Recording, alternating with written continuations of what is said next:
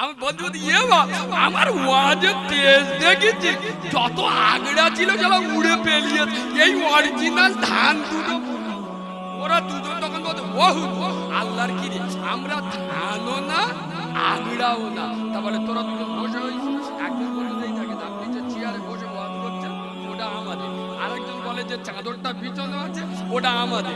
আমাদের মনির মা বলেছে জলসার পরে আর কারোর খুঁজে পাওয়া যায় না, ওই দুটো একাবার হাতে করে নিয়ে আসবে, নইলে চোখে নোড়া দিকে ধারবে। আপনি শুধু ওই দুটো ছেড়ে দেন, আমরা দুজনও পয়কার দেবো। আব্বা আপনারা ওরম করবেন না তো? আয় আব্বা জোরে বলো, করবেন না তো? আর একটু ওয়াজ শুনবেন, একবার তাকবীর দেবে, আওয়াজ দেবেন। কি ওয়াজ করব? 70 বছর ওয়াজ শুনে মজমাই কিভাবে বসতে হয় এখনো শিখি।